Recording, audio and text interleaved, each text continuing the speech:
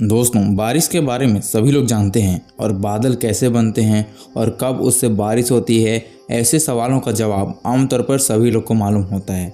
लेकिन अगर इस पूरी प्रक्रिया को बताने को कहा जाए तो क्या बहुत ही कम लोग इस पर बता पाएंगे। और इस तरह के सवाल जब बच्चे पूछते हैं और हम वास्तव में ही उनकी जिज्ञासा शांत करना चाहते हैं तो मुश्किल होने लगती है। और ये ही नहीं कि दूसरों को सवाल का जवाब देना ही ज़रूरी नहीं है, हमें बारिश होने की पूरी प्रक्रिया को जानना बहुत ज़्यादा ज़रूरी है। तो आज हम जानेंगे कि आखिरकार बारिश कैसे होती है, इसकी पूरी प्रक्रिया कैसे होती है, बारिश कैसे बनता है, बादल कैसे बनते हैं और कब बारिश होती है। तो आइए पहले समझते हैं पानी को। दोस्तों, पृथ्वी पर पानी के 3 रूप हैं, भाप, तरल पानी और ठोस बर्फ।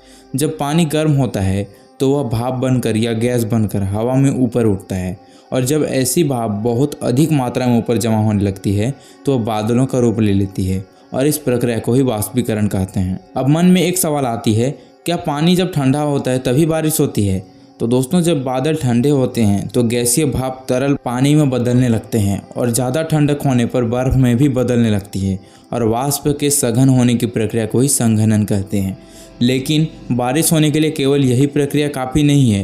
पहले तरल बूंदें जमा होती है और बड़ी बूंदों में बदलने लगती है। जब ये बूंदें भारी हो जाती हैं तब कहीं जाकर बारिश होती है, और पानी के आसमान से नीचे आने की प्रक्रिया को वर्षण कहते हैं।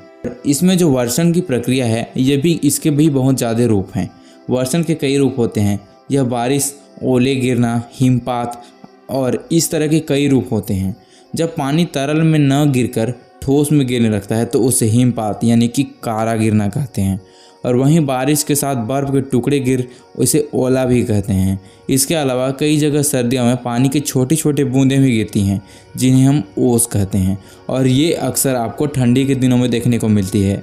और अलग अलग सिस्टम की तरह कई बारिशें होती हैं। जैसे अभी बात अगर सिर्फ बारिश की करें तो बारिश हर जगह नहीं होती और हर जगह एक सी नहीं होती। पृथ्वी बहुत सारी प्रक्रियाएँ हैं जिनके कारण किसी स्थान पर बारिश होती है, और इनमें भारत में सबसे जानी मानी प्रक्रिया है मानसून की प्रक्रिया, जिसकी वजह से एक ही इलाके में 1 से 3-4 महीने तक लगातार या रुक रुक कर बारिश होती है।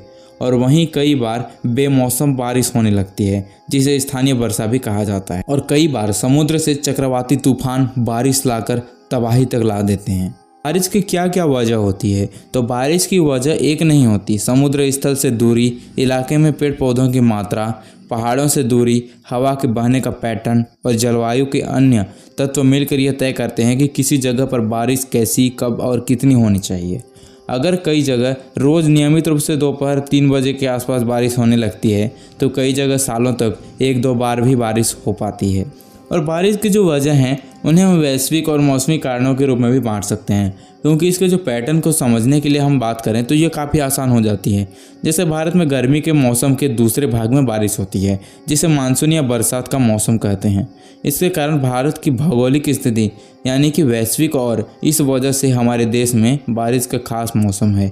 वहीं कई जगह ठंड के मौसम में बारिश होती है, और समुद्र के किनारे वाले इलाकों में बारिश कभी भी हो सकती है, लेकिन वहाँ भी आसपास के भूगोल और जलवायु का प्रभाव जरूर होता है।